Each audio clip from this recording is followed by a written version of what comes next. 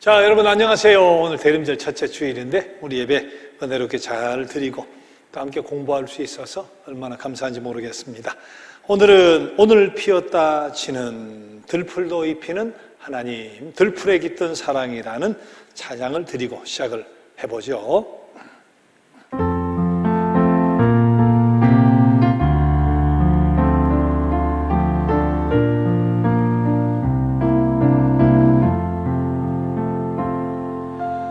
오늘 피었다 지는 들풀도 입히는 하나님, 진흙 같은 이 몸을 정금 같게 하시네. 푸른 하늘을 나는 새들도 먹이는 하나님, 하물며 우리랴 염려 필요 없네. 우리 마음속 깊은 그곳에 영혼을 내리신 주, 죽음 이기신 영원한 생명을 약속하시었네.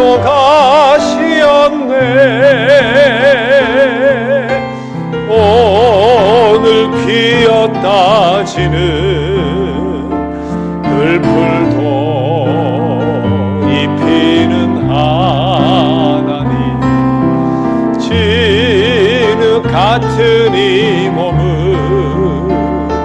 정금 같게 하시네. 이 시가 제목 노래 다 외웠죠? 자, 그래도 한번 해봅시다. 때가 차서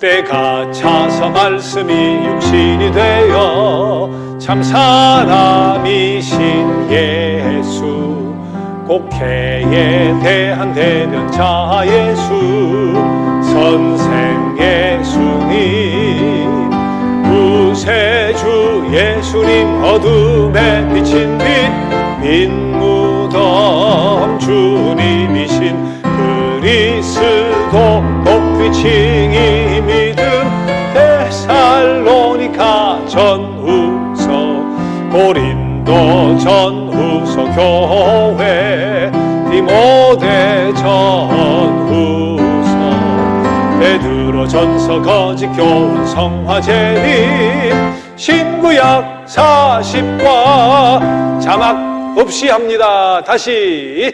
때가 차서 말씀이 육신이 되어 참 사람이신 예수, 곡해에 대한 대변자 예수, 선생 예수님, 구세주 예수님, 어둠에 비친 빛, 빈 무덤 주님이신 그리스도, 복귀칭이 믿음, 데살로니가 전후서, 고린도 전후서 교회, 디모데 전후서, 베드로 전서 거짓 교훈 성화재림, 신구약 40과. 자, 오늘 양집사님 기도 때 지금 마더와이즈가 마지막 마치면서 또 마무리 모임을 갔나 봐요. 자, 오늘 제가 대신 기도하고 시작을 하겠습니다. 하나님, 오늘도 우리 모여서 대림절 첫째 주일 정성을 다한 예배를 드릴 수 있게 해 주시고 하나님 만나는 깊은 시간 되게 해주셔서 감사합니다.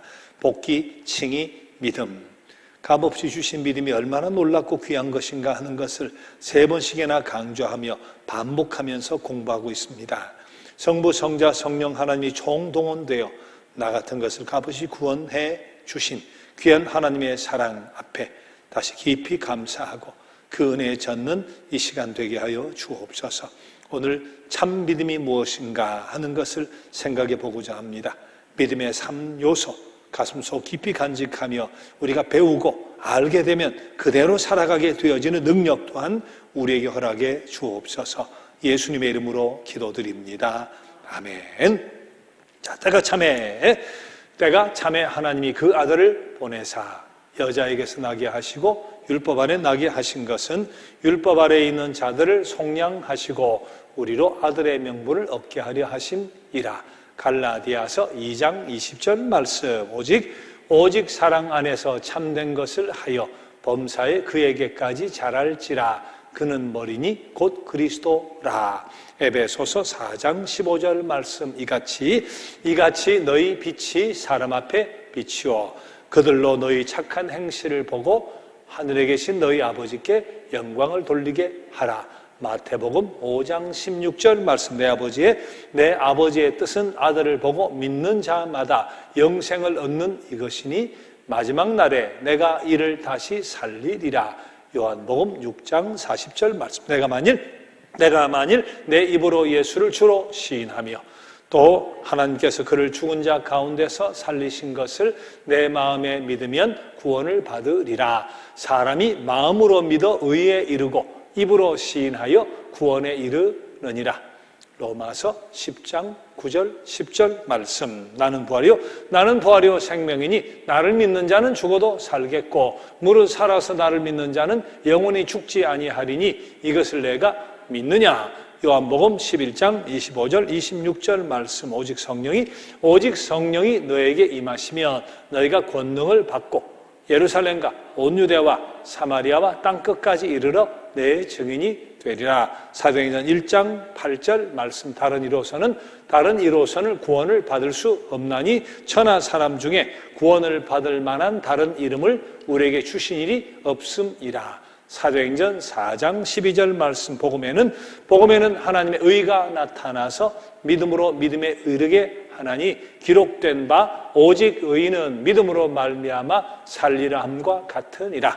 로마서 1장 17절 말씀. 이 닦아둔 것 외에 능히 다른 터를 닦아둘 자가 없으니 이 터는 곧 예수 그리스도라. 고린도전서 3장 11절 말씀. 다시 해봅시다. 이 닦아둔 것 외에 능히 다른 터를 닦아둘 자가 없으니 이 터는 곧 예수 그리스도라. 고린도전서 3장 11절 말씀. 자, 여러분 이 시간 다 마치고 구약 해보신 분이 대부분이잖아요. 시험을 봅니다. 자, 이번에는 꼭 보도록 합시다. 전에는 왔다가 그냥 중간에 들고 그냥 가도 제가 눈 감아 드렸지만 이제 마지막이니까 자, 잘 볼 수 있도록 하는데 그 중에 꼭 나오는 게 뭡니까? 항상 나오는 거. 신구약 66권 복차가 꼭 나옵니다. 자, 그리고 암송 요절이 꼭 나옵니다. 암송 요절 중간중간에 요절에 관로를 열어놓기도 하고 또 고린도전서 3장 11절을 쓰시오 하는 것도 있어요. 자, 그런 걸 잘 쓰는 사람이 이제 1등, 2등, 3등은 하시겠죠? 자, 1등, 2등, 3등을 떠나서 나를 위해서, 나 자신을 위해서 하세요. 암송 열심히 합시다. 우리가 이렇게 꺼내어서 칼 마음대로 써야 돼요. 그때그때마다. 이 말씀이 검이잖아요. 그게 내 안에 있어야 꺼내어서 쓰죠. 자, 내가 죽는 날, 우리 네 번째 단까지 하기로 했죠? 자, 해봅시다. 시작. 내가 죽는 날 그대들은 저 좋은 낙원 이르니 찬송을 불러주오. 또 요한계시록 20장 이하 끝까지 읽어주오. 그리고 나의 묘패에는 이것을 새겨주오. 임마누엘 단 한마디만을. 내가 죽는 날은 비가 와도 좋다. 그것은 내 죽음을 상징하는 슬픈 눈물이 아니라 예수의 보혈로 내 죄 씻음을 받은 감격의 눈물. 내가 죽는 날은 바람이 불어도 좋다. 그것은 내 모든 이 세상 시름을 없이 하고 하늘나라 올라가는 내 길을 준비함이라. 내가 죽는 날은 눈이 부시도록 햇빛이 비추어도 좋다. 그것은 영광의 주님 품에 안긴 내 얼굴의 광채를 보여줌이라. 우리 네 번째 딱 여기까지 하기로 한 거죠. 너무 싱겁고 시시하죠. 이미 다 하신 분들 많이 계실 것 같은데. 자, 다음번에는 내가 죽는 시간은 밤이 되어도 좋다. 좋다는 마지막 부분이에요. 자, 그러고 이제 두 단이 더 남는데, 자, 다음번은 내가 죽는 시간은 밤이 되어줘도 다. 캄캄한 하늘이 내 죽음이라면 거기 빛나는 별의 광채는 새 하늘에 옮겨진 내 눈동자이리라. 여기까지. 자, 오늘 다섯째 단까지 같이 한번 해봅시다. 시작. 내가 죽는 날 그대들은 저 좋은 낙원 이르니 찬송을 불러주오. 또 요한계시록 20장 이하 끝까지 읽어주오. 그리고 나의 묘패에는 이것을 새겨주오. 임마누엘 단 한마디만을. 내가 죽는 날은 비가 와도 좋다. 그것은 내 죽음을 상징하는 슬픈 눈물이 아니라 예수의 보혈로 내 죄 씻음을 받은 감격의 눈물. 내가 죽는 날은 바람이 불어도 좋다. 그것은 내 모든 이 세상 시름을 없이 하고 하늘나라 올라가는 내 길을 준비함이라. 내가 죽는 날은 눈이 부시도록 햇빛이 비추어도 좋다. 그것은 영광의 주님 품에 안긴 내 얼굴의 광채를 보여줌이라. 내가 죽는 시간은 밤이 되어도 좋다. 캄캄한 하늘이 내 죽음이라면 거기 빛나는 별의 광채는 새 하늘에 옮겨진 내 눈동자이리라. 내가 죽는 날 하다가 요것은 내가 죽는 시간은 밤이 되어도 좋다. 날 하다가 요것만 시간은 그렇게 되죠. 자, 그것만 바꿔서 잘 암송하시고 다음번에는 여기까지입니다. 자, 그러면 짤막한 4줄짜리 한 단, 2줄짜리 한 단, 2개만 남았으니까 뭐 쉽게 잘 할 수 있겠죠. 자, 대부분이 구약부터 공부해서 신약까지 오신 분인데 지금 신약부터 시작한 분 계세요. 그분들은 이번 기회에는 신구약을 동시에 녹화되어 있는 것을 보고 신구약을 동시에 하셔야 된다 그랬어요. 졸업은 4월 세 번째 주일, 부활주일 날 같이 졸업할 거예요. 이번에 시작한 분 몇 분 하고 또 다시 모집해서 또 신약부터 구약으로 가고 그거는 일시중지합니다. 이번에 졸업을 다 해야 돼요. 이번에 시작하신 분들은. 아니면 한 2년쯤 뒤에 하시게 될지 몰라요. 이번에 시작하신 분은 구약을 보면 성경 66권 암송하는 방법이 거기 녹화가 돼 있어요. 보시고 암송하는 방법을 잘 터득을 하셔야 돼요. 자, 여기 있는 분들 같이 한번 해봅시다. 구약을 어떻게 해요? 시작. 창출레민 신여사, 박여사, 김여사가 아니라 신여사.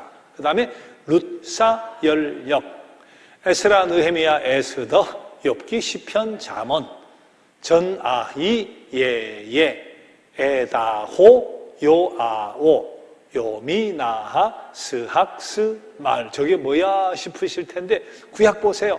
보면 제가 설명해놨어요. 왜 그러냐? 저도 몰라요.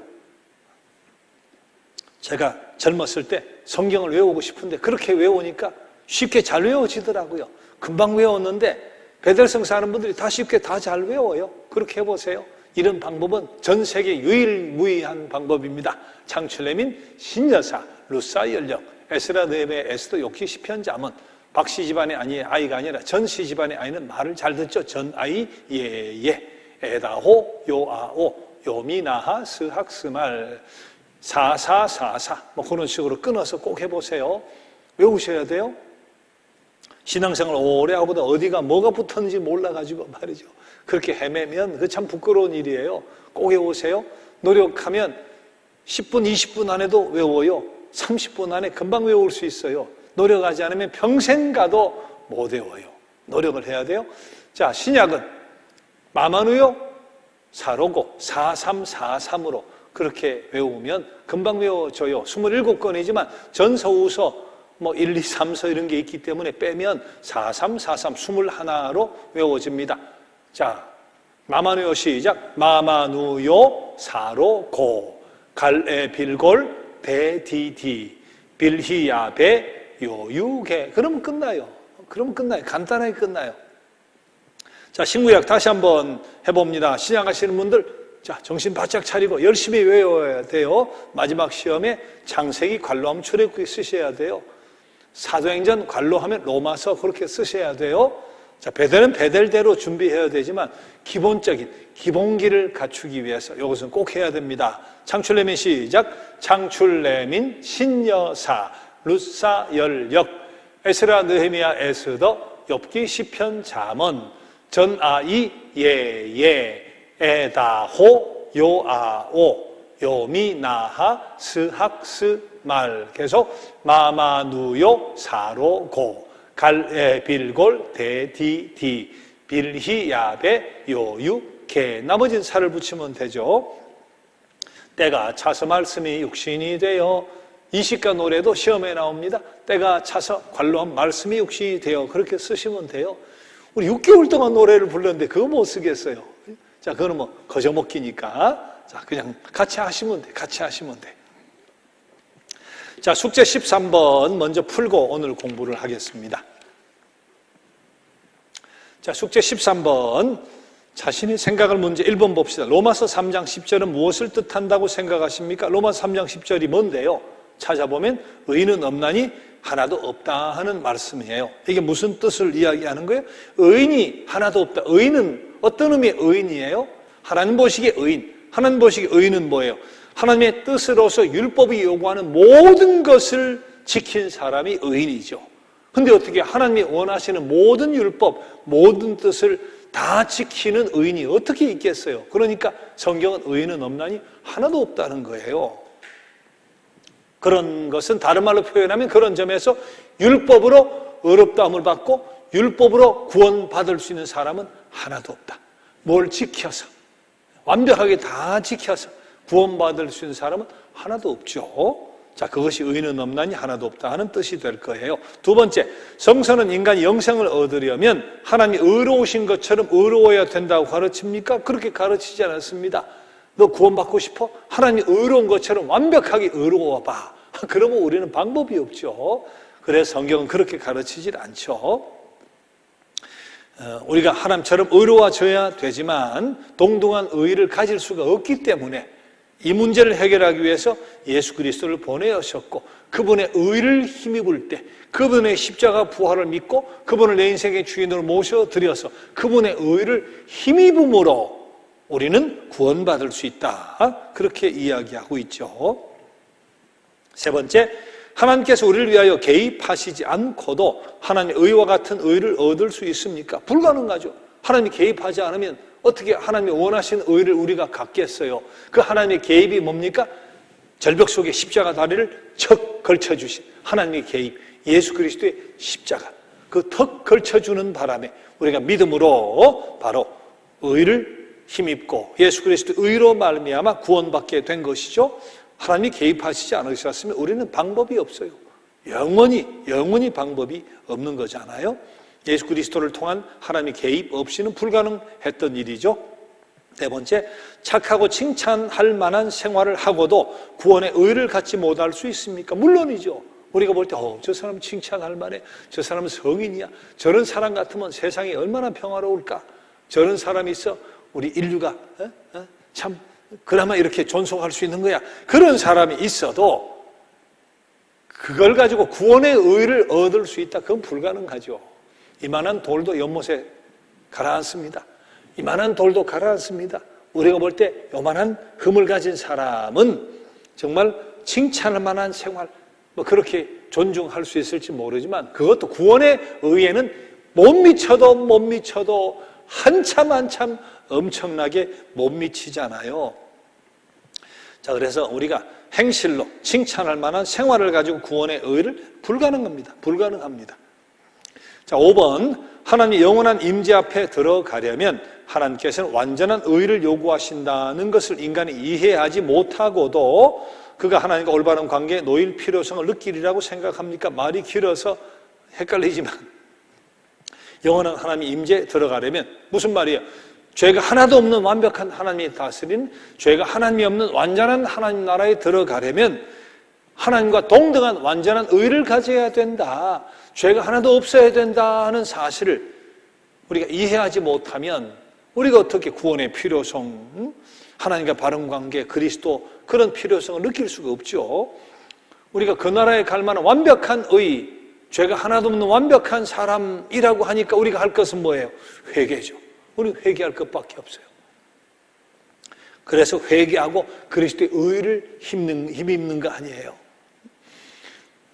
하나님, 당신의 나라에 들여보낼 사람은 당신의 수준의 완벽한 의를 가져야 된다고 요구하는 것은 틀림이 없죠. 그 사람만 가야 돼요. 근데 우리가 그 사실을 이해하게 되면 어떻게 됩니까? 하나님, 나는 그 나라에 갈 자격이 없는데요, 저는 죄인인데요 하고 이실직고할 수밖에 없고 회개할 수밖에 없고 그리스도의 의를 믿음으로 힘입을 수밖에 없죠.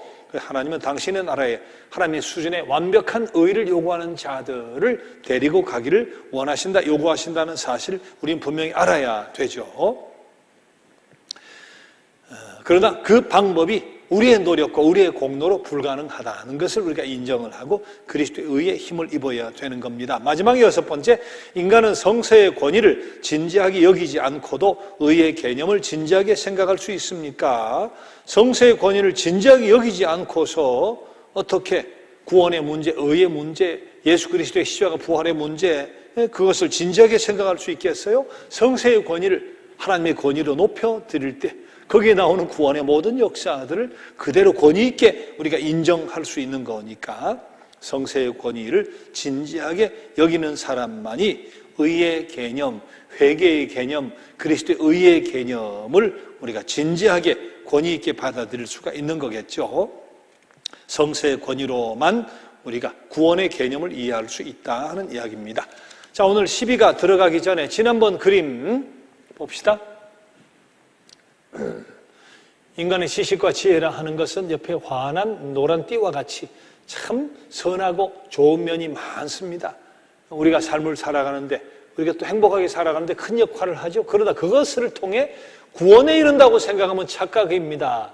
우리가 내 지혜와 내 지식을 가지고 철학을 가지고 그걸 가지고 구원 얻는 길을 찾아보겠다? 그건 불가능하죠. 그 땅속에 꺼집니다. 율법이라든지 도덕법이라든지 그런 거, 그거 굉장히 선하죠. 그거 없으면 사회 질서가 다 무너집니다. 하지만 그것을 내가 완벽하게 지켜서 구원받는다고 생각하면 그것도 불가능한 거죠. 내가 이상주의 혹은 고상한 생각, 꿈을 갖는 것은 꼭 필요한 일입니다. 그러나 이상주의적인 생각, 공산주의, 이상주의잖아요. 그거 가졌다고 우리 구원시켜 줄 수 있나요? 유토피아? 그런 꿈을 갖는다고 유토피아가 오나요? 유토피아가 뭔데? 유토피아는 no place란 말이에요. 유토피아는 아무데도 없다. 유토피아가 no place, no, no place. 세상에 아무데도 없는 곳이란 말이에요. 유토피아가. 자, 그런 꿈을 갖는다고 유토피아가 옵니까? 안 되잖아요. 그런 것은 no place 없는데요. 그런 이상주의와 고상한 생각을 갖는다고 구원에 이른다? 절대요. 천만에요. 과학이라든지 어떤 기술이라든지 그것이 우리를 편리하게 해주는 많은 것들이 있고 어떤 발전을 가져왔지만 그것이 우리에게 구원의 문제를 해결해 준다? 과학이, 기술이? 택도 없죠. 택도 없습니다. 오히려 과학, 기술 때문에 우리가 사실은 편리는 한데 지구가 망가지고 있어요.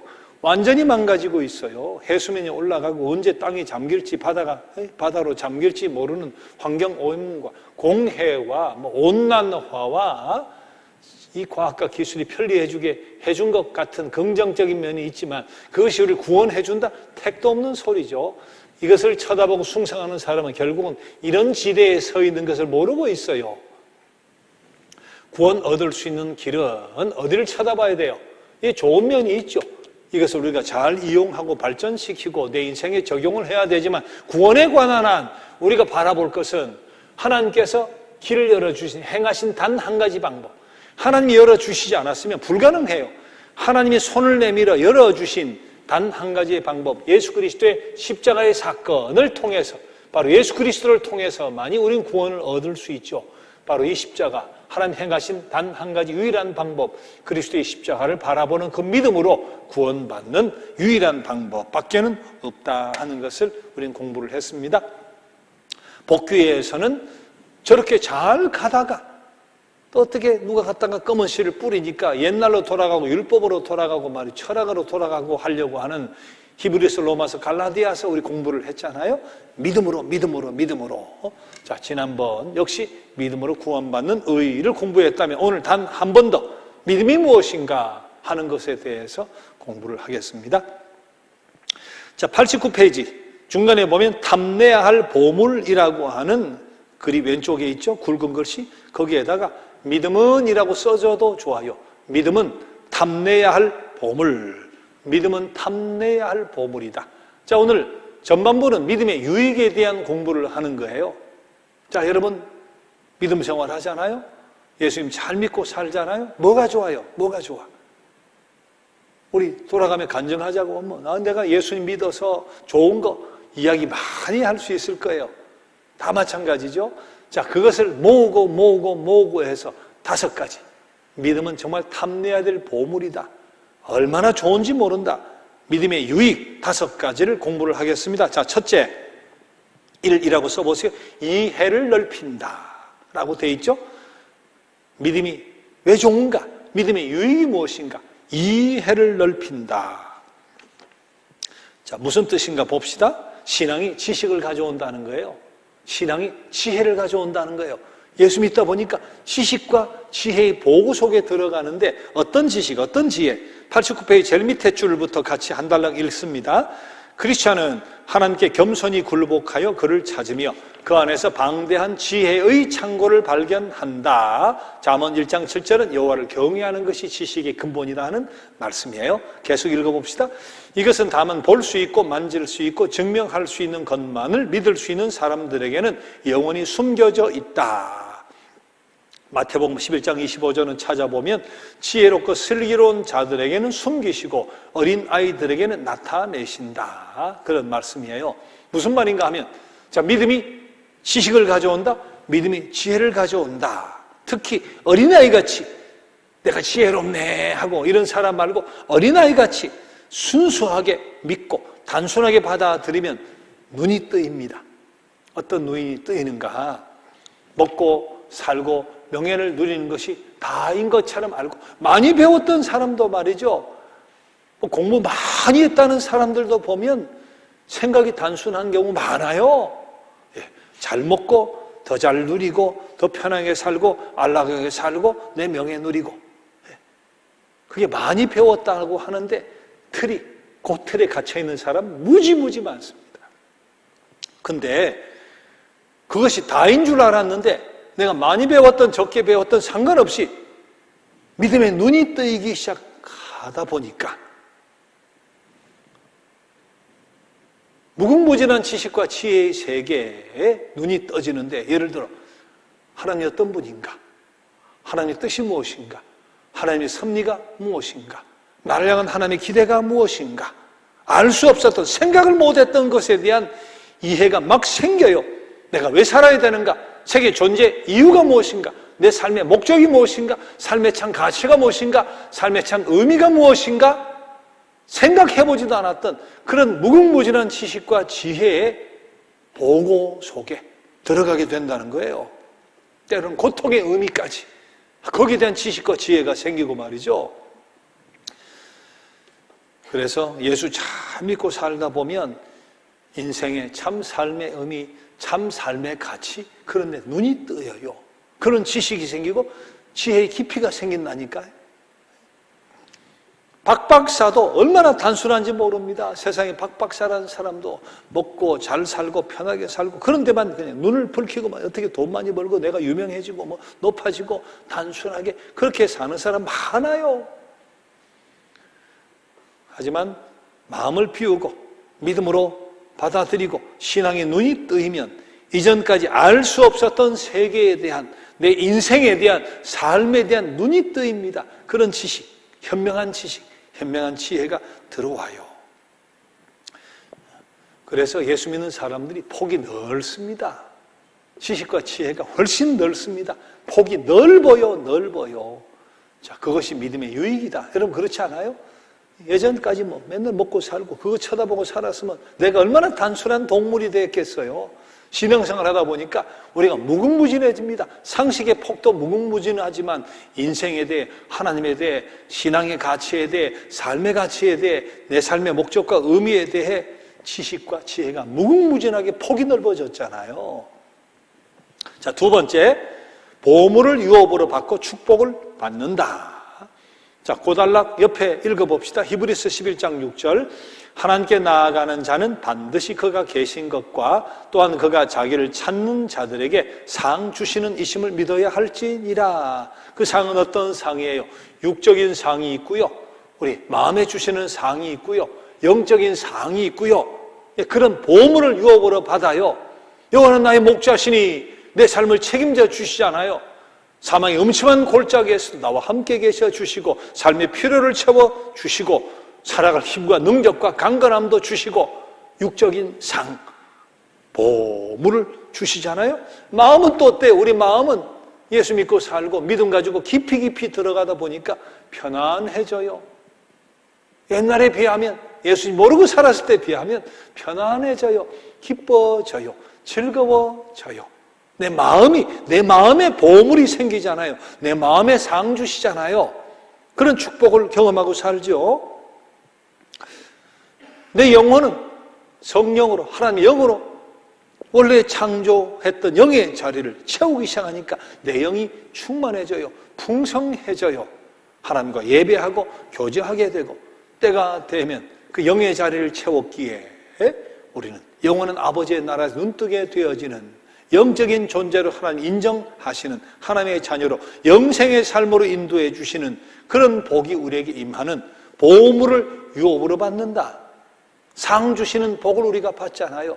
육적으로, 우리의 심적으로, 우리의 영적으로 주시는 복. 그게 바로 믿음의 유익이죠. 세 번째는 성스러운 책임을 걸머진다 그랬어요. 일단은 거룩하게 사는 것 자체가 복 아니에요? 내가 예수님 모르고 마음대로 살아요. 하늘 무서운 줄 모르고 내 마음대로 살아요.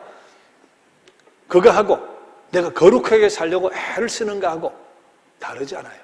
내가 거룩하게 살려고 애를 쓰면 나한테 돌아오는 것도 많습니다. 내 삶이 반듯해지고 남들이 그렇게 사는 나를 인정해주고 높여주고 존중해줘요. 내가 거룩하게 살려고 하면 신앙과 무관한 사람도 그런 거룩한 삶의 모습을 보고 높여줍니다. 칭찬합니다. 존경하고 흠모해줘요. 하늘 무서운 줄 모르고 내가 그럼 막 살아봐요. 막 살면 나에게 돌아오는 것이 뭐가 되겠어요? 그 자체가, 거룩하게 사는 것 자체가 복이잖아요. 믿음의 유익이잖아요. 근데 거기에다가 거룩하게 살면서 성스러운 책임을 걸머진다? 쓰임받는다 그 말이에요. 쓰임받는다. 우리가 거룩하게 살려고 노력하는 과정 속에 하나님과 동력하려고 애를 쓰잖아요. 하나님 뭘 해드릴까요? 어떻게 할까요? 어떻게 주의 일 감당할까요? 내가 어떻게 동역할까요? 쓰임받으려고 애를 쓰죠. 성스러운 책임. 그래서 우리가 직분도 받고 교회 이런저런 일에 합류하면서 보람 있는 삶을 살잖아요. 여러분, 구원받는 복이 가장 중요한 복이지만 구원받은 사람에게 주어지는 또 하나의 큰 복이 뭐예요? 쓰임받는 복이에요. 쓰임받는 복. 노벨상 받은 사람이 너 나하고 연구해보자 하고 학생에게 말이죠. 대학원생에게, 박사 과정에 있는 사람에게, 아니 일반 대학 교수도 마찬가지예요. 나하고 일해보자. 노벨상 받은 사람이 노벨 의학상 받았어요. 생리학상을 받았어요. 경제학상을 받았어요. 같이 일해보자 했을 때 그 자체가 영광이죠. 차비를 안 줘도 영광이에요. 월급을 안 줘도 영광이에요. 쓰임받으니까. 존경받는 사람에게 쓰임받으니까. 근데 내가 노벨상이 아니라 전능하신 하나님께 쓰임받는다. 영광 중에 영광인 것을 아셔야 돼요. 그런 의미에서 성스러운 책임을 내가 걸머지고 산다. 거룩하게 살려고 애를 쓸 뿐만 아니라 성스러운 책임, 쓰임받는 바로 이 책임, 그 자체가 복인 거죠. 이게 믿음의 유익이에요. 내가 하나님의 도구로 쓰임받을 수 있다. 전능하신 하나님의 도구로 나를 쓰신다 말이죠. 그게 복입니다. 얼마나 큰 복이에요. 그리고 쓰임받는 자들에게는 약속이 있잖아요. 고린도전서 15장 58절 마지막 절, 결코 헛되이 되어지지 않는다. 그리스도 안에 산 모든 수고는 하나님께 내가 쓰임받으려고 애를 쓰고 수고했을 때 결코 그 모든 수고가 헛되이 되어지지 않는다. 그렇게 말씀해 주시잖아요. 이게 이 자체가 복이에요.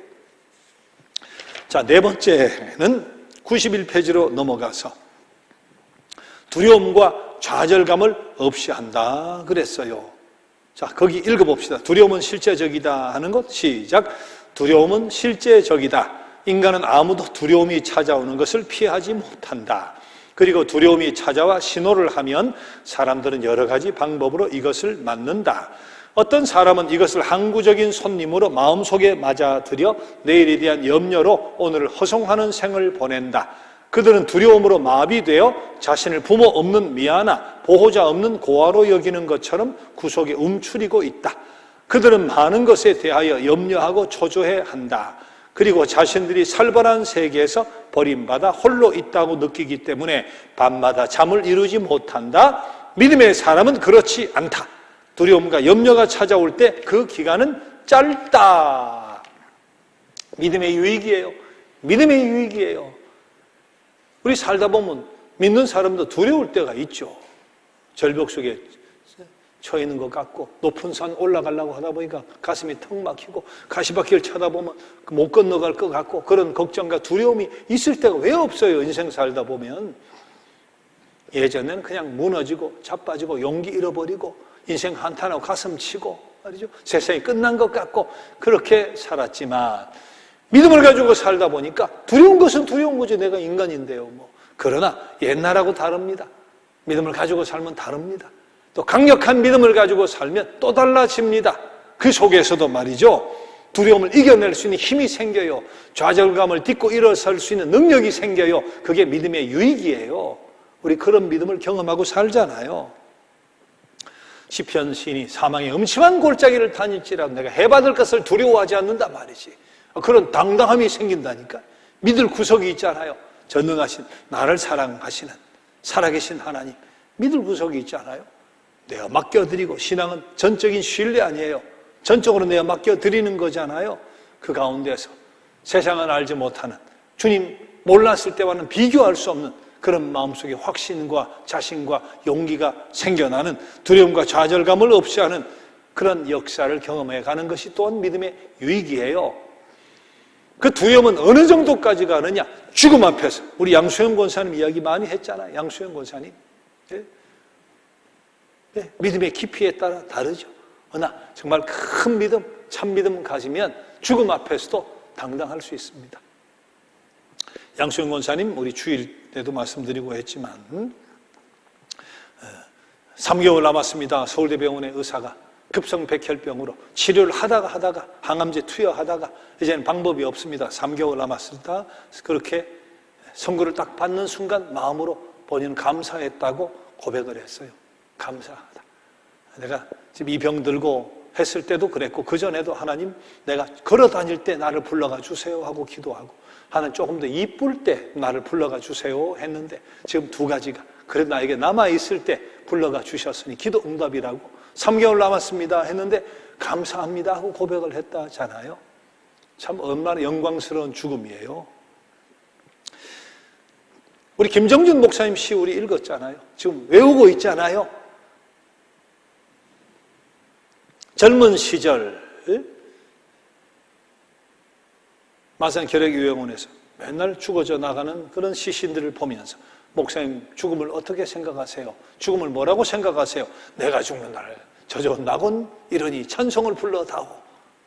비가 와도 좋다, 바람이 불어 좋다, 눈이 부시도록 햇빛이 비춰도 좋다, 캄캄한 밤이어도 좋다 말이지.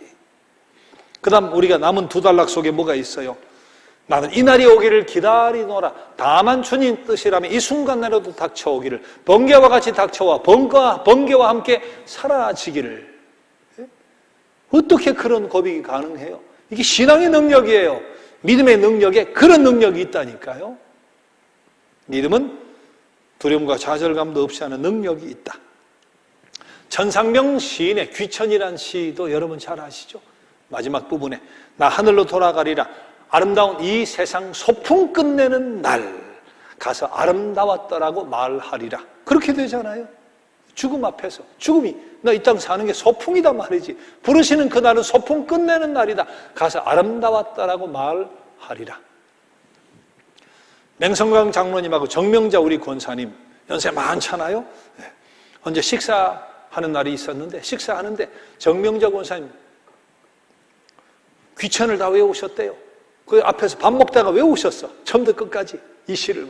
하하. 여러분 그게 참 인생 사는데 큰 도움 됩니다. 그리고 삶을 살아가는데 참 얼마나 큰 영향을 줄 수 있는지 몰라요. 정선생님 먼저 앞에서 한번 암송하셔야 됩니다 했는데 때가 되면 암송하는 날도 있으실 거예요. 내 인생 끝나는 날 가서 아름다웠다라고 말하리라. 우리 김소엽 시인 있어요. 김소엽 시인은 죽음은 마침표가 아니라 쉼표, 짤막한 죽음이란 그 시, 죽음을 노래하는 시에 그런 내용이 있어요. 죽음은 마침표, 우리는 끝났다만, 죽었으니까 끝났다, 마침표 생각하지만 아니, 쉼표래요. 쉼표. 영원히 쉬는 거예요. 하늘나라 가서 영원히 쉬는 거다 말이지. 얼마나 멋있어요. 윤정은 씨라고 있습니다. 제3의 생일이라는 시를 썼는데요. 남편이 연대 유동식 교수라고 하는 분이고 본인 우리 윤정은 씨는 이화여대 영문학 교수였어요. 본인이 은퇴한 뒤에 재소자들을 위한 삶을 살았어요. 여자분인데 그리고는 흰돌회라고 소식지 같은 것도 만들어서 재소자들에게 보내고 그랬는데 자궁암에 걸려가지고 3번이나 수술을 했습니다. 그리고는 어떻게 될지 모르죠. 어떻게 될지 모르는데 3번 수술을 하고 그러면서도 이 책을 만들고 글을 싣고 하는데 그 흰돌지 소식지에 바로 자기 시를 하나 실었어요. 그 제목이 바로 제3의 생일입니다. 이렇게 시작해요. 기뻐하고 축하해 주세요. 제1회 생일 기뻐하고 축하해 주세요. 2번째 생일 기뻐하고 축하해 주세요. 3번째 생일 기뻐하고 축하해 주세요. 생일이 왜 3개일까요? 첫 번째 생일은 이 땅에 태어난 날, 기뻐하고 축하해 줄 날이죠. 2번째 생일은 예수 믿어 구원받은 날. 2번째 생일 기뻐하고 축하해 주세요. 3번째 기뻐하고 축하할 생일은 뭐예요? 내가 죽는 날이에요. 하나님 부르시는 날. 그날이 제3의 생일이래요. 네, 천국에서 다시 태어나니까 3번째 내가 태어나니까 그리고 영원히 사니까 기뻐하고 축하해 주세요. 기가 막히잖아요. 참 깊은 신앙을 가진 사람들의 고백을 봐요. 죽음 앞에서 이렇게 당당한 두려움과 좌절감을 넘어서는 능력이 신앙의 능력입니다. 그렇게 살아가는 사람 꽤 있어요. 이게 믿음의 유익이다. 자, 그 다음 페이지로 가봅시다. 92페이지. 기적을 행하고 극적인 승리를 거둔다. 제가 종종 말씀드리죠. 기독교는 하면 세상 사람들이 사랑의 종교, 당연히 그렇게 이야기합니다. 또 어떤 사람은 기독교는 기쁨의 종교. 갈릴리 가나 포도주, 잔치집에서 물로 포도주 만든, 그래서 기쁨을 안겨준 예수님의 첫 기적이니까 기독교는 기쁨의 종교다. 그렇게 이야기할 수도 있죠. 자, 그러나 우리가 잊어버리지 말아야 될 것, 기독교는 체험의 종교다. 신앙생활 하다 보면 크고 작은 체험을 하게 돼 있어요. 여러분, 기적의 세 시기, 구약 공부할 때 그런 말씀 드렸잖아요. 기적의 세 시기가 있죠. 기적은 끊임없이 일어나지만 굵직굵직한 이런 일은 재현될 수가 없는 거 아닌가 싶을 정도의 기적이 모아졌던 세 시기가 있어요. 첫 번째가 모세와 여호수아 시대죠. 자, 이것은 출애굽 시대입니다. 이때 홍해가 갈라지고 만나 메추라기가 40년 떨어지고 10가지 재앙이 있고 성을 도니까 여리고 성이 무너지고 말이죠. 이런 일이 지금 그 뒤로 재현된 적은 없잖아요. 두 번째는 엘리야와 엘리사 시대죠. 엘리야와 엘리사 시대. 자, 이때는 언제입니까? 여호와 종교의 말살 시기죠. 여호와 종교의 말살 시기. 아합 이세벨이 그냥 여호와 종교를 깡그리 그냥 말살시키려고 오죽했으면 엘리야가 호렙산 동굴에 도망을 가가지고 이제는 하나님의 선지자는 다 죽이고 나만 남았는데 그렇게 고백할 정도로 깡그리 그냥 씨를 말려버리려고 했던 시기. 그때 하나님이 살아계신다는 것을 증거하기 위해서 엘리야와 엘리사를 사용하는데 기도하면 3년 6개월 비가 안 오는데 비가 오다가 갈멜산 물 12둥이 갖다 부어도 재물에 불이 붙어버리고 말이죠. 나만 장군이 너 들어갔다 나와 하니까 요단강에서 나병이 나와버리고 말이죠. 희한한 역사들이 재현되기, 지금까지는 그런 일이 재현된 적이 있었나 싶을 정도의 기적이 모아졌던 시기죠. 자, 세 번째는 예수님과 그의 제자들의 시기잖아요.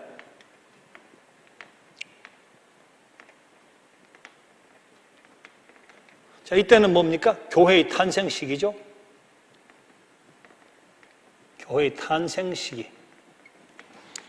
예수님 오셔서 교회가 탄생되는 기간. 예수님의 기적은 말할 것도 없고, 오순절에 가지고 성령이 임하시고 3,000명이 회개하고 돌아오고, 베드로와 요한이 안진뱅이 성전 미문에 일어나 걸어라 하니까 금강은 나는 줄 것이 없지만 걸어라 하니까 걷고 말이죠. 자, 이런 것이 바로 교회의 탄생 시기, 그때에 있었던, 집중되어 있었던 기적의 세 시기입니다. 자, 그렇다고 저 세 시기 이후에는 기적은 사라졌느냐? 그건 아니죠. 그건 아니죠. 저런 기적이 다시 올 수 있을까 생각할 정도의 저런 역사들의 반복이 지금까지 보기는 힘든 그런 기적이었지만, 그렇다고 기적이 사라졌느냐? 그것은 아닙니다. 기적은 끊임없이 있어요. 지난 2000년의 역사 동안 끊임없이 있었고 지금도 끊임없이 있어요. 우리 교회 건축 과정에서 오늘에 이르기까지 우리 교회가 경험하는 것이 늘 기적의 반복이잖아요. 기적의 반복이에요. 저도 개인적으로 차소가 난 이야기 했잖아요. 벨트 매지 않고 그냥 나무 들이받고 전복이 되어 하나도 다치지 않고 살아났던 그 시간으로부터 제가 하나님의 음성을 들었던, 천지가 뒤흔들리는 느헤미야 4장을 읽으라고 말씀하셨던 음성을 제가 직접 들었던 이야기 예전에 들어보신 분 계실 텐데 그 이야기 지금 길게 할 건 없겠지만, 저는 정말 상식을 뛰어넘는 그런 체험을 했어요. 그런데 목회하면서 그런 체험은 끊임없이 계속이 돼요. 끊임없이. 우리 몇 년 전에 와서 여기서 무용하고 간 친구 있죠. 2011년 5월 동아 콩쿨 한국무용 부분의 최고의 상을 받은, 그해 우리나라에서 한국무용 부분에서는 춤을 제일 잘 춘다는 그 상을 받아서 대단한 거죠. 이대 대학원에 진학을 했어요. 대학원에 모임이 있어 차를 몰고 가다가 금화터널을 지나가지고 그냥 버스하고 정면 충돌을 했어요. 아버지도 이대 교수, 외삼촌들 다 연대 교수, 이런 분들인데 그냥 연대 세브란스 병원으로 가서 최고의 의사들이 모였는데 딱 이야기하기를 어떻게 할 것인가, 수술할 것인가 말 것인가. 수술을 안 하면 물론 죽고, 수술을 해도 죽고, 혹시 살아나면 평생 식물인간이 된다. 할래 안 할래? 자, 그때 여러분 어떡하겠어요? 20대의 대학원생인데요. 전도가 창창한. 근데 수술을 해도 죽고 뇌가 크게 손상되고 온 전신이 다 다쳤으니까요. 살아나면 식물인간이다. 평생 식물인간이다. 어떻게 해야 되겠어요? 고민이 굉장히 많을 거예요. 평생 식물인간이라는데 스스로를 위해서, 가족을 위해 그게 좋은 방법일까? 고민이 많이 될 텐데 어쨌든 했어요. 식물인간이 됐습니다. 살아났는데 식물인간이 됐어요.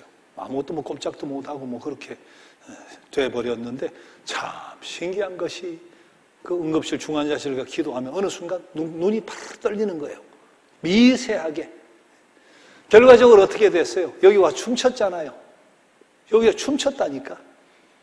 그 놀라운 역사를 학교가 다 알기 때문에 연대에서 1,000만 원을 줘가지고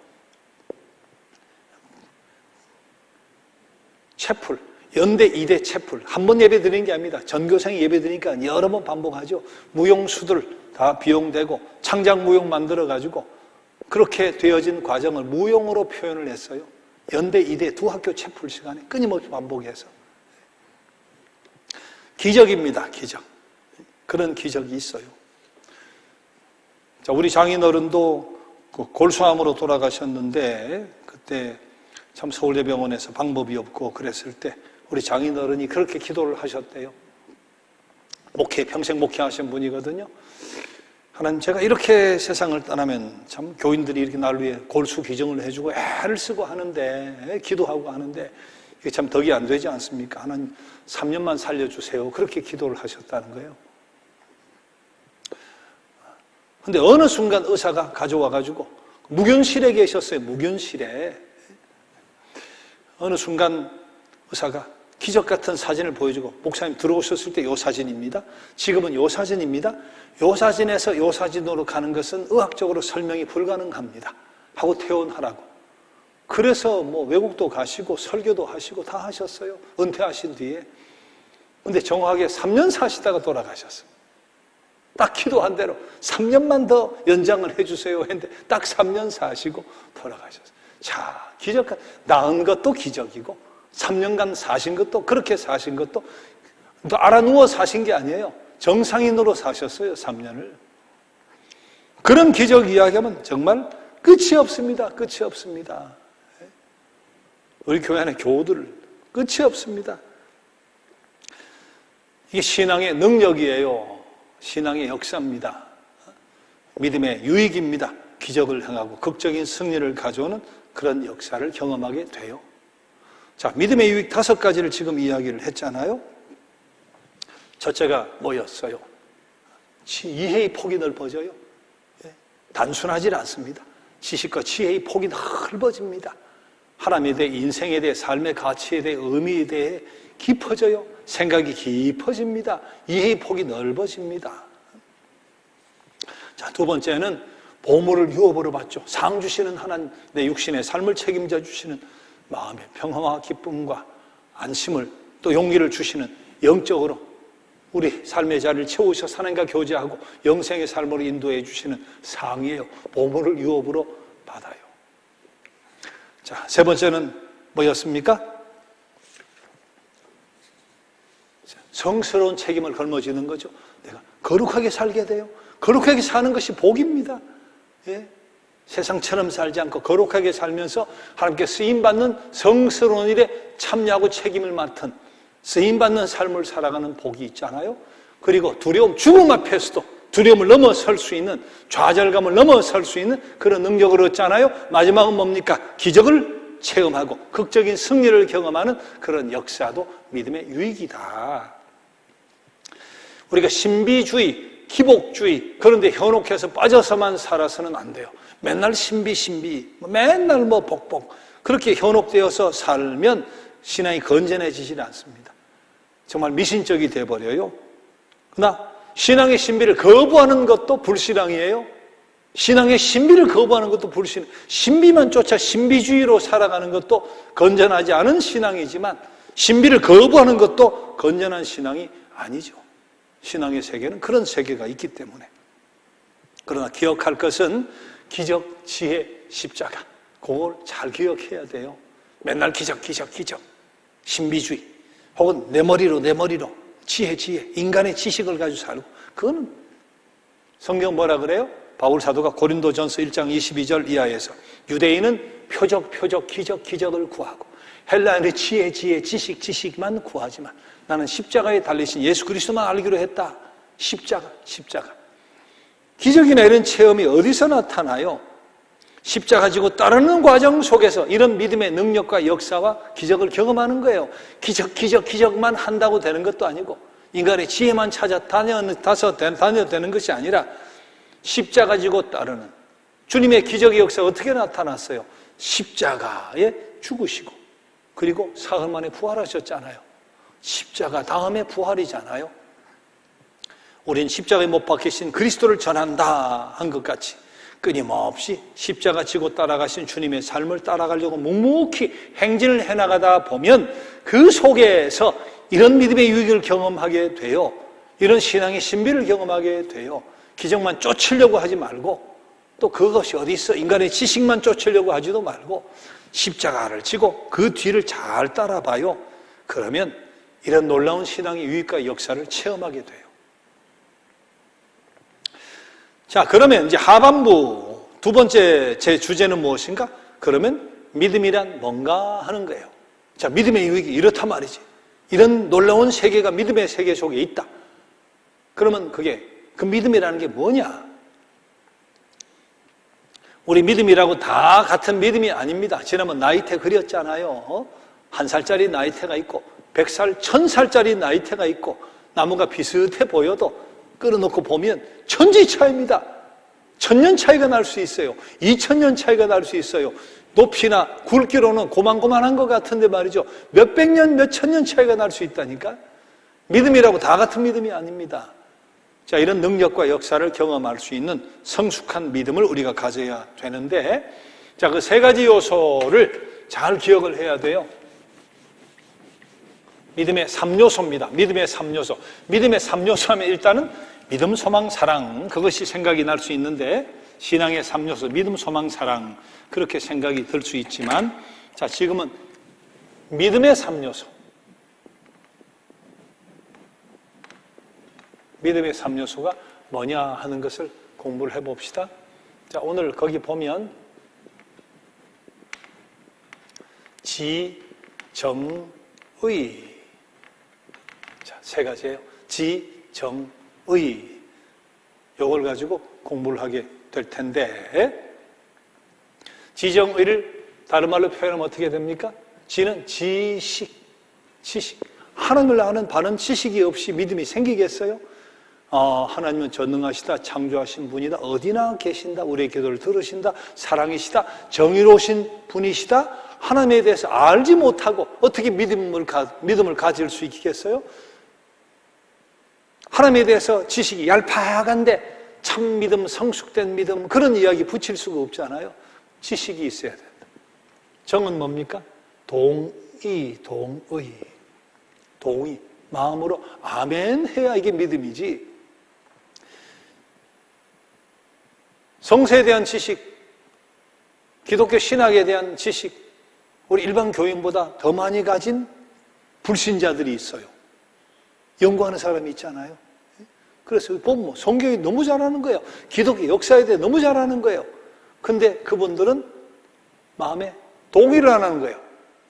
예수가 그리스도다, 내 인생의 주인이다, 하나님이 정말 살아계신다, 창조하셨다, 아멘하고 동의를 해야 신앙이 되지, 머리로 많이 알고 있다고 신앙이 되는 건 아니잖아요. 많이 알고 있다고 성숙한 믿음이 되는 건 아니잖아요.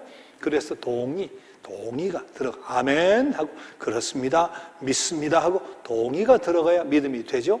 여기까지만 해도 훌륭한 믿음이지만, 그러나 믿음의 3요소, 여기에 꼭 갖춰야 되죠. 의는 뭡니까? 우리 교재로 말하면 신뢰라고 되어 있습니다. 의지를 가지고 믿고 맡기고, 이거는 실천적인 삶을 이야기하는 거예요. 손발을 가지고 살아가는 것을 의미하는 거예요. 전적인 신뢰. 전적으로 신뢰하면 어떻게 됩니까? 믿고 따라가는 거예요. 믿고 따라가는 거잖아요. 전적으로 신뢰하니까 어디 가자, 여기 투자해라, 전적으로 신뢰하면 그냥 하는 거잖아요. 행동으로 옮겨지는 거예요. 내가 뭐에다가 이렇게 뭐 타가지고 먹으니까 내가 금방 좋아졌더라, 전적으로 신뢰해버리면 집에 가 타서 먹어요. 예, 신뢰, 전적인 신뢰는 행동으로 그대로 나타나고 옮겨지는 거니까, 바로 신뢰는 바로 그런 뜻을 이야기하는 거예요.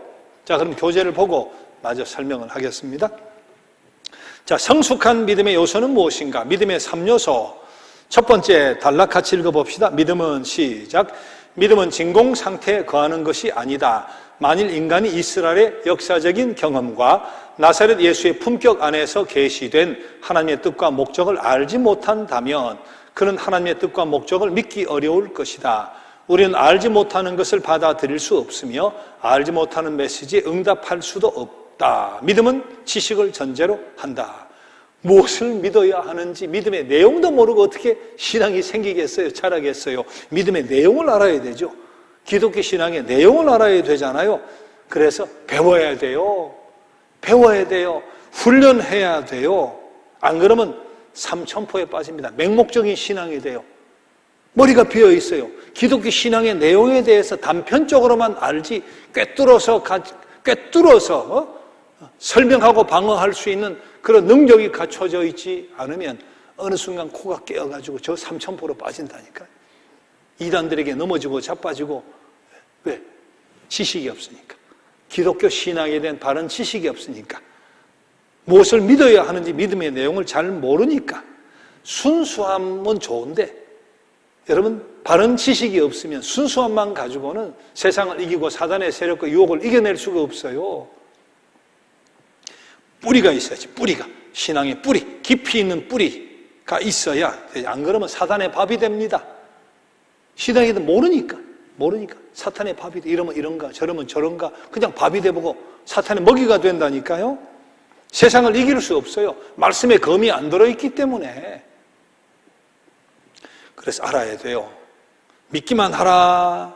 말은 맞는데 그것도 반만 맞는 거죠. 믿기만 해서 되는 게 아닙니다. 알아야 돼요. 그냥 믿어서만 되는 것은 아니죠. 알아야 돼. 그것도 단편적으로 아는 것이 아니라 연결해서 제대로 성서를 꿰뚫어서 이해할 수 있는 지식이 있어야 된다. 그래야 성숙한 신앙이 될 수가 있죠. 자, 그러나 중요한 것은 동의입니다. 자, 읽어볼까요? 믿음의 두 번째 요소는 동의다.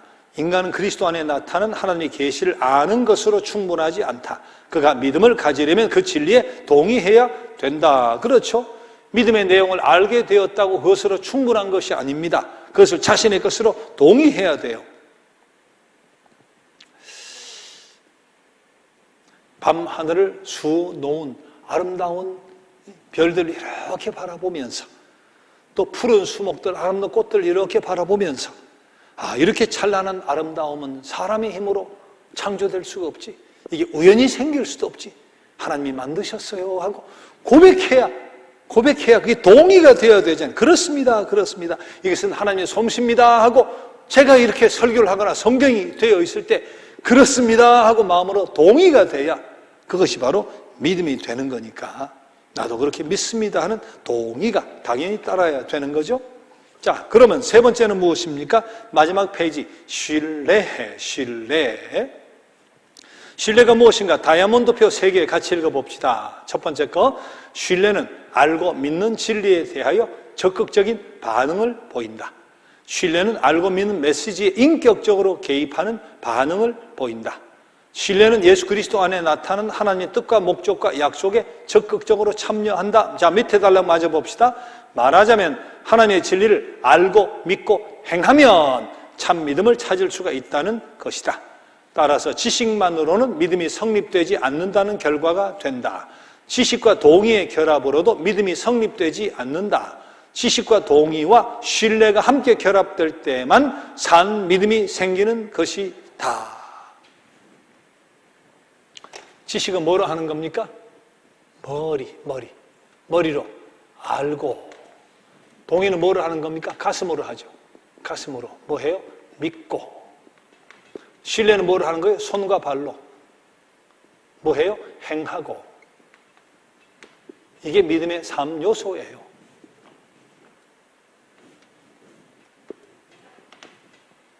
자, 머리로 알고, 가슴으로 믿고, 뜨겁게 고백하고, 손과 발로 움직여서 신뢰하니까 그대로 가르쳐 주신 대로 살아가고, 이게 믿음의 3요소다.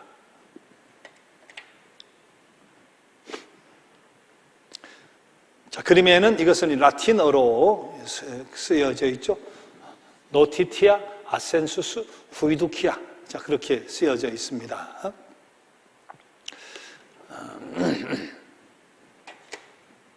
보세요. Be not anxious for tomorrow. 내일 일을 위하여 염려하지 말아라 하는 마태복음 6장의 말씀인데, 이 백지를 백지수표라고 생각해요. 믿음 무엇이라고? 믿음은 백지수표. 믿음은 백지수표. 우리는 그런 거 수표가 이제는 잘 없지만 미국은 역시 체크라고 해서 전기비 내고 계산하고 할 때 체크에 써요. 500하고 이렇게 쓰면 500불이 내 통장에서 빠져나가는 거예요. 물론 돈이 있어야 빠져나가죠. 체크카드 생각하면 돼. 체크카드인데 쓰는 거예요. 1억 달러 하면 그냥 1억 불. 1,000만 원 하면 1,000만 원 그냥 빠져. 쓰는 대로 되는 거예요. 백지수표를 주는데 네가 마음대로 써 하면 쓰는 대로 되는 거예요. 그게 백지수표라는 뜻이단 말이에요. 믿음은 백지수표예요. 백지수표. 왜 백지수표예요? 믿음은 이해의 폭을 넓혀주잖아요. 지식과 무궁무진한 지혜의 복을 얻게 해주잖아요. 믿음은 육적인, 심적인, 영적인 그런 보고잖아요. 보물이잖아요. 상 주시잖아요. 내가 거룩하게 살고 거룩한 책임을 걸머지고 하나님 동역하며 쓰임받는 그런 복도 누리게 해주잖아요. 두려움과 좌절감을 넘어서는 능력이 있잖아요. 기적을 경험하고 승리할 수 있는 그런 능력도 있잖아요. 그래서 믿음은 백지수표입니다. 근데 믿음은 뭐냐? 노티티야. 지식. 이게 없이는 믿음이 설립되지 않습니다. 시작되지도 않습니다. 어떻게 내가 믿어요? 예수 그리스도가 십자가에 돌아가셨다는 걸 알아야 되고, 날 위해 돌아가셨다는 걸 알아야 되고, 왜 피 흘려 죽으셨나? 흠없는 재물, 피 흘림 없이 죄사함이 없다 알아야 되고, 그리스도의 부활을 하셨구나 알아야 되잖아. 알아야 믿을 수 있는 거니까. 지식, 노티티야. 나 지식 가지고는 믿음이 성립되질 않습니다. 다 죽었잖아요. 꽃이 죽었잖아요. 지식만 가지고 어떻게 믿음이 돼요? 그것이 무슨 능력이 있어요? 백지수표요? 무슨 효력이 있어요? 지식만 가지고. 이것 없이는 신앙이 출발도 성립도 안 되지만 이것만 가지고는 신앙의 꽃이 필 수도 믿음의 유익을 경험할 수도 없죠. 아센수스, 도장을 콱 찍어서 그렇습니다, 믿습니다, 아멘 하고 동의, 지식과 더불어 동의가 있어야 되죠. 그럼 꽃이 핍니다. 벌써 믿음의 세계를 경험하게 됩니다. 내가 알고 믿으면 이미 신앙의 세계를 경험하게 되죠. 5가지 유익뿐만 아니라 살아가며 여러 가지 신앙의 유익을 경험하게 되죠. 그러나 참 믿음의 꽃이 피려면 후이두키야, 신뢰입니다. 그래서 지정의, 지식동의, 신뢰가 함께 모두어지면 믿음의 꽃이 활짝 피죠. 성숙한 믿음이 되죠. 그리고 믿음의 능력을 더 크게 더 많이 경험하는 그런 역사의 주인공이 될 수가 있죠. 자, 그러나 마지막 부분 하나가 더 남아 있어요. 마지막 제목 보니까 93페이지 중간에 믿음은 하나님의 선물이다 그랬어요. 이것을 우리가 잘 알아야 돼요. 에베소서 2장 8절 다음 주 요절도 되겠습니다만 믿음은 하나님의 선물이다. 너희는 그 은혜에 의해 믿음으로 말미암아 구원을 받았으니 이것은 너희에게 난 것이 아니요 하나님의 선물이다. 그렇게 말씀하고 있죠. 행위에서 난 것이 아니니 이는 누구든지 자랑하지 못하게 하려 함이라. 에베소서 2장 8절 9절이 다음 주 암송이 되겠습니다만 거기에 가장 중요한 건 믿음은 하나님의 선물이다. 그러면 믿음은 하나님이 100% 주신 거라는 거예요. 믿음은 하나님이 100% 주시는 것이다. 물론 내가 배워야 돼요. 이렇게 내가 노력해야 돼요. 내가 수고해야 돼요. 내가 알아가려 애를 써야 돼요. 그러나 주도권은 누가 가지고 있어요? 하나님이 가지고 계시는 거예요. 하나님이 주셔야 내가 믿음이 자라고 성장할 수 있는 거예요. 똑같이 이렇게 앉아가지고 맹숭맹숭하다가 무슨 말을 했는지 모른다 하고 그냥 가는 사람은 가는 것이고, 이 가운데서 신앙의 세계에 눈이 떠지고 가슴이 뜨거워지고 정말 이게 복음의 핵심이구나, 하나님 이렇게까지 나를 사랑해 주시는구나 하고 믿음이 부쩍부쩍 자라는 사람은 변하고 자라요. 똑같이 앉아있고 똑같이 수고를 해도 다르죠. 그렇게 믿음이 내가 생겼어요, 발전했어요. 그것은 어디서 온 거예요? 내가 수고하고 내가 시간을 쏟고 애를 썼지만 하나님이 주신 선물이에요. 절대 주권, 절대 은총. 그래서 내가 믿음을 키우려고 애를 써야 되지만 내가 믿음을 키우는 건 아닙니다. 난 애를 쓰는 것이지. 애를 쓰면서 어떻게 기도해야 돼요? 내가 큰다 이러면 내가 장성한다가 아니라 믿음 주옵소서. 내가 애를 쓰면서도 믿음을 주시는 주권은, 절대 은총은 하나님의 손에 달린 것이니까 믿음 주옵소서, 믿음 주옵소서 끊임없이 간구하고 요청하고 그리고 도움을 구해야 되는 거죠. 그러고 내가 변했어요. 큰 믿음이 생겼어요. 신비의 믿음을 경험했어요. 그래도 그때는 어떻게 해야 돼요? 믿음은 100% 하나님의 선물이니까 하나님께 영광 돌려드리고, 내가 무엇인데 이렇게까지 신앙의 유익을 경험하게 하십니까? 이렇게 믿음의 확신을 주십니까? 내가 이렇게 변했네요. 어떻게 날 이렇게 변화시켜 주십니까? 전적으로 영광 돌려드리고 나는 겸손해져야지. 왜? 내가 키운 것이 아니고 하나님이 주신 절대적인 은총이니까. 그래서 믿음은 겸손하게 만들어요. 겸손하게 만들어요. 우리 교회가 겸손해져야 될 이유가 바로 또 거기 있죠. 우리 신앙의 신비를 정말 끝없이 경험하고 삽니다. 말로 표현할 수 없는 상상을 초월하는, 대한민국에 이런 신비와 역사를 경험하는 교회가 있을까 싶을 정도로 우리 무조건적인 복을 받아요. 그렇다고 우리가 믿음을 키우기에 그런 복을 받기에 그렇다고 우리가 뭘 그렇게 크게 잘했겠어요? 우리가 노력한 것은 사실이지만 주신 것은 절대 은총이에요. 하나님 절대적인 은총이에요. 절대적인 주권 속에 주신 절대적인 선물이에요. 그래서 우리가 교만할 수 없죠. 우리 겸손하게 하나님 주신 거니까 영광 돌려드리면서 어떻게 더 크게 영광 돌려드릴까 애를 쓰면서 겸손하게 주의 영광 위에 살아갈 뿐이잖아요.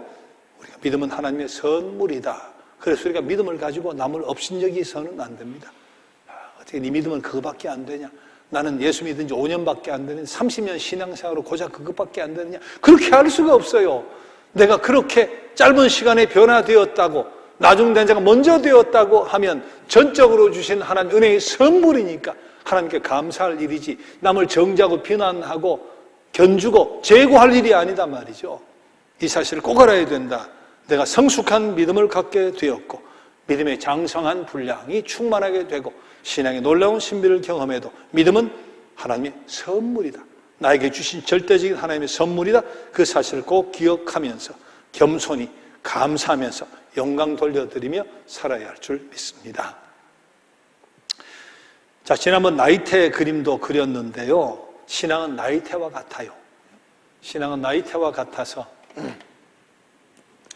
나무의 높이, 굵기가 같아도 잘라보면 다릅니다. 근데 어떤 사람 나이테가 이렇게밖에 없어요. 어떤 사람은 나이테가 빼곡합니다. 정말 빼곡합니다. 주님 닮은 모습까지 나이테가 빼곡합니다. 자, 그러나 둘 다 똑같이 구원받은 사람이에요. 둘 다 똑같이 구원받은 사람이에요. 믿음의 나이테가 생겼다는 사실만으로도 구원받은 사람이에요. 성숙도가 다르죠. 성숙도가 다릅니다. 초신자 이제 뭐 나이테가 2개 생겼는데 이 사람 되고 뭐 헌신해라 말이지, 뭐 죽도록 충성해라, 당장 뭐 수학의 10분의 1을 바쳐라 이러면 이 사람 교회 떠납니다. 그러나 믿음의 나이테가 2개 쭉 있으면 그 수준에 맞게 신앙생활을 하는 거예요. 이 사람도 하나님 부르셔서 나이테가, 믿음의 나이테가 그어졌으니까 구원받은 사람이죠. 자, 이 사람이 걸맞게 믿음의 귀한 나이테가 있으니까 저 사람은 정말 성숙된 신앙을 갖는 것인데 연륜에 따라 달라질 수 있어요. 연륜에 따라. 그죠? 보통은 오랜 신앙생활하면 연륜에 따라 저렇게 나이테가 많이 생기죠. 그렇게 연륜이 되는데도 지독하게 안 생기는 사람도 있을 수 있을 거예요. 근데 보통은 연륜에 따라 그렇게 나이테가 많이 생깁니다. 제가 볼 때는. 그러나 나이테가 2개밖에 없다고 신앙의 실패는 아닙니다. 애쓰고 기도하고 믿음 주옵소서 간구하면서 나이테가 저렇게 생겨지기를 희망하고 소망하고 기도하고 성숙된 믿음을 바라보고 가야 되고 저렇게 변해야 되죠. 저렇게 변해야 돼요.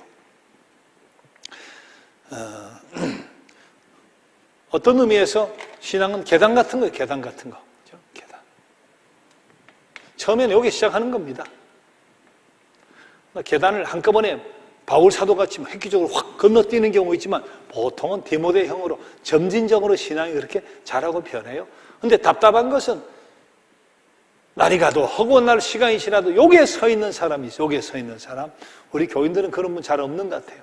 근데 보면 10년, 20년 신앙생활로 맨날 여기에 서 있는 사람이 혼자 잘난 체하고 혼자 뭐 믿음의 대가인 것처럼 혼자 뭐 직분을 가졌다고 뭐 교회를 좌지우지하는 것 같이 그렇게 착각할 뿐이지 여기에 서 있는 사람 있을 수 있습니다. 있을 수 있어요.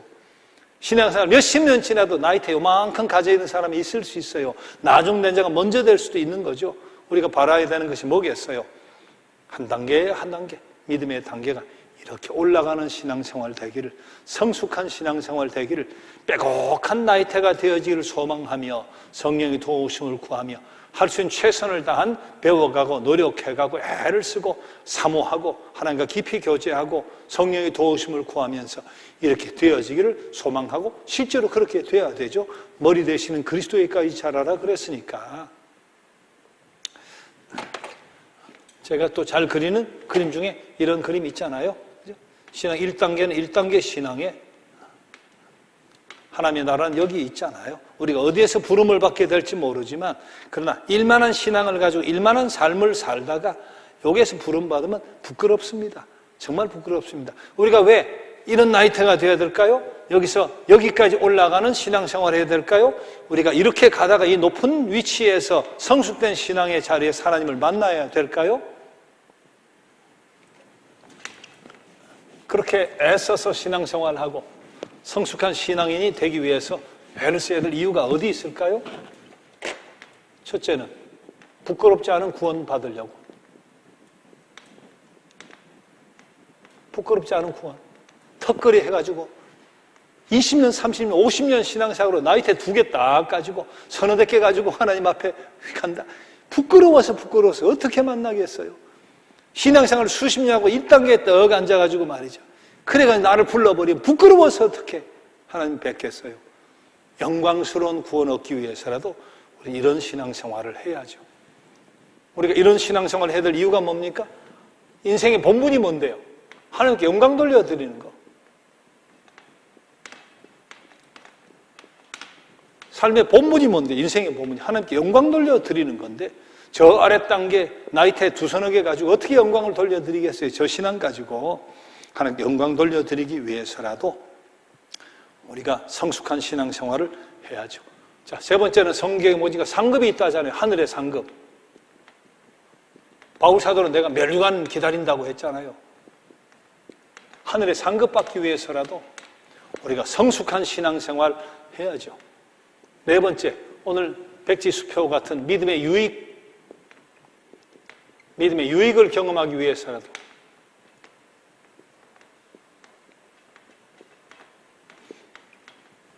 우리가 이렇게 성숙한 신앙을 해야 될 이유가 분명히 있죠.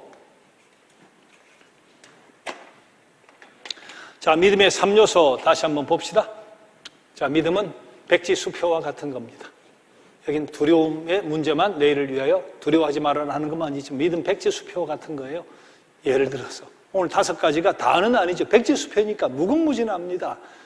믿음은 이해의 폭을 넓히잖아요. 지식, 지혜, 하나님에 대해, 신앙에 대해, 인생에 대해, 가치에 대해, 의미에 대해 우리가 무궁무진하게 지식과 지혜, 이해의 폭이 넓어져요. 신앙이 그런 능력을 우리에게 주잖아요. 신앙은 보물, 우리에게 상주죠. 보물을 유업으로 받죠. 육적인 삶을 책임져 주세요. 마음의 평강과 기쁨과 행복과 만족이라는 그런 선물도 경험하게 되고 영적으로 충만하게 교제하고 살다가 때가 되어 부르시면 영원한 아버지의 나라에 가는 보물을 유업으로 받잖아요. 세 번째는 성스러운 책임을 걸머지죠. 거룩하게 살려고 애를 쓰는 것 자체가 복인데 그렇게 살면서 거룩한 쓰임받는 도구, 성스러운 책임을 걸머지고 하나님과 동역한다. 그 자체가 복입니다. 네 번째는 두려움과 좌절감을 극복하는 그런 능력이 생기잖아요. 죽음 앞에 서서도 당당할 수 있는 그런 능력이 생기잖아요. 자, 마지막 5번째, 기적을 체험하고 승리의 역사를 경험하는 그런 믿음의 유익도 있죠. 그러나 그 믿음의 유익은 절로 되는 건 아닙니다. 믿음의 3요소가 결합이 돼야죠. 노티티아, 지식, 머리로 아는 거. 알아야 신앙생활 하죠. 알아야 믿죠. 그러나 그것 가지고는 꽃이 하나도 필 수가 없죠. 아센수스, 동의, 그렇습니다. 믿습니다. 동의하고 알고 믿기 시작하는 그 순간 신앙의 꽃이 피고 믿음의 유익을 경험하게 되죠. 그러나 마지막 한 가지 후이두키아, 지정의의 신앙을 가져야 의지를 가지고 전적으로 신뢰하기 때문에 말씀을 따라 살아가는 그런 삶이 포함이 될 때 알고 믿고 행하고 지정의, 지식동의, 전적인 신뢰 3요소가 결합이 되어질 때 그 바로 성숙한 믿음이 되죠.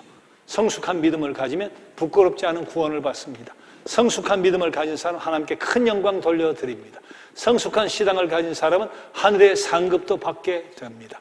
이 땅 사는 동안도 믿음의 유익을 경험하는 그런 역사의 주인공이 될 수 있을 거예요. 자, 복귀, 칭의, 믿음 3번에 걸쳐서 우리 믿음에 대한 공부를 했습니다. 자, 다시 한번 잘 생각하면서. 그러나 마지막 한 가지 있죠? 자, 이 백지수표를 주시는 하나님의 손이죠. 이것은 어디에서 와요? 물론 내가 노력하고 내가 배우고 내가 하나님 만나고 애를 써야 되지만 믿음은 하나님의 선물이다. 이런 성숙한 믿음을 내가 갖게 되었다 할지라도 믿음은 하나님의 선물이다. 에베소 2장 8절 9절 같이 나에게 성숙한 믿음을 주신 하나님, 큰 믿음을 주신 하나님, 역사의 믿음을 주신 하나님 앞에 감사하며 영광 돌려드리는 삶을 살아가야 하지. 절대로 자만하거나 교만하거나 내가 했네 그런 신앙을 갖게 되면 선줄로 아는 자, 그래서 넘어지고 자빠지고 무너진 사람 많습니다. 많습니다. 목회자를 포함해서도요. 많습니다. 신앙의 유익을 경험하고 할 때마다 우린 겸손하게 이 믿음 하나님의 선물이다. 나 같은 것에게 왜 이렇게 큰 선물을 주시나, 이런 귀한 믿음, 확신 있는 능력 있는 믿음을 주시나 하나님 앞에 감사하며 겸손하게 영광 돌려드리는 삶을 살아가야 되겠죠. 자, 다음 주 요절은 에베소서 2장 8절 9절 이미 말씀드렸습니다. 너희가 그 은혜에 의하여 믿음으로 말미암아 구원을 받았으니 이것이 너에게서 난 것이 아니요 하나님의 선물이다. 하나님의 선물이다. 자, 2장 9절 그 뒤에까지 생회에서 난 것이 아니니 이는 누구든지 자랑하지 못하게 하려 하며, 내가 믿음이 막 생겼어요. 큰 믿음 생겼어요. 네 행위에서 네가 노력해서 얻은 것 아니야. 하나님의 선물이야. 자랑하지 못하게 하려 함이라. 자랑할 것이 아니라는 거죠. 하나님 앞에 영광 돌려드릴 일일 뿐이고 겸손으로 뒤따라갈 일일 뿐인 것이죠. 자, 다음 주는 가져오실 것은 교재밖에 없고요. 에베소 2장 8절 9절 암송하고, 그리고 5번째 단까지 내가 죽는 날을 같이 외워봅시다. 자, 229장 주님 나를 부르셨으니 복음성가 함께 드리겠습니다. 주님 나를 부르셨으니.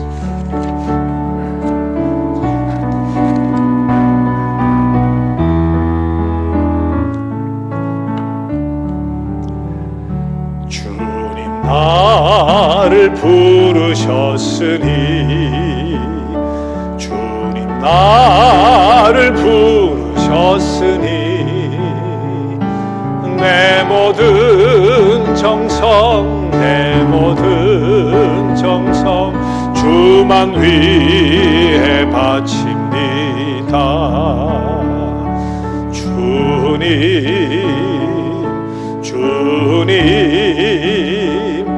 나의 기도 들으사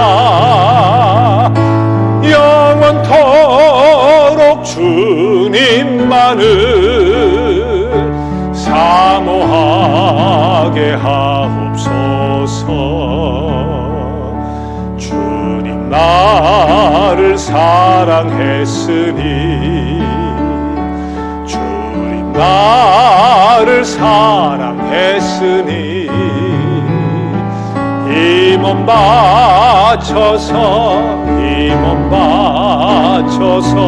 주만 따라가렵니다.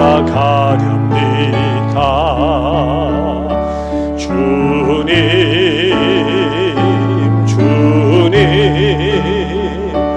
나의 기도 들으사 언제까지 주님만을 사모하게 하옵소서. 주님 나를 구원했으니, 주님 나를 구원했으니 소리 높여서 주만 찬양하렵니다.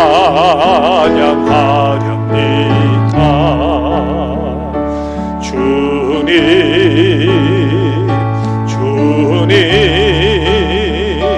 나의 기도 들으사 할렐루야 주님만을 사모하게 하옵소서.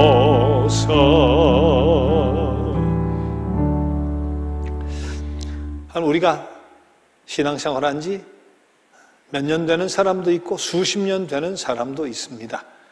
근데 실질적인 신앙의 나이테가 어느 정도 되는지 우리는 알 길이 없습니다. 하나님 보시면서 고깟 나이테가 그것밖에 되지 않느냐 책망하실까 우리가 늘 염려가 되고 신경이 쓰입니다. 높은 계단 올라가야 되는데 이제 겨우 첫 단계 있느냐, 두 번째 계단 올랐느냐 그렇게 말씀하실까봐 때로는 걱정스럽기도 하고 죄스러운 마음입니다. 지정의, 알고 믿고 행하고 지식동의 신뢰의 믿음으로 신앙을 완성시켜 갈 수 있는 우리가 될 수 있게 해 주옵소서. 주님 알아가려고 애를 쓰고 뜨거운 하나님과 교제 속에서 정말 그리스도의 믿음의 분량에까지 다다르려고 몸부림을 치는 우리가 되게 하여 주옵소서. 그때 그 모습 보시고 하나님 믿음을 선물로, 더 큰 믿음을, 더 성숙된 믿음을 선물로 주실 줄 믿습니다. 10년 전, 5년 전, 작년과 올해가 다르고 지난달과 올해가 다르고 그런 믿음의 성숙과 변화가 그리고 신앙의 신비를 경험하게 되었다면 그 모든 것이 하나님 나에게 주신 100% 선물이나 하는 사실을 늘 기억하면서 늘 감사하고 더 겸손히 나이테를 채워가려고 애를 쓰는 우리 모두가 되게 하여 주옵소서. 때가 되어 부르실 때 부끄럽지 않은 영광스러운 구원 얻기를 원합니다. 하나님 앞에 큰 영광, 남보다 더 많은 영광 돌려드리고 하나님을 뵙기를 원합니다. 하늘의 큰 상급이 기다리고 있는 부르심 되기를 원합니다. 이 땅 살아가면서도 신앙의 유익과 신비를 마음껏 경험하고 살아가는 복된 신앙생활 되게 하여 주옵소서. 우리의 믿음을 더 키워주시고 크게 해주시고 성숙되게 해 주옵소서. 믿음 더해 주옵소서. 예수님의 이름으로 기도드립니다. 아멘. 자, 다음 13과에서 만나 뵙도록 하겠습니다. 자, 한 주간 안녕히 계세요. 안녕히 계세요. 수고하셨습니다.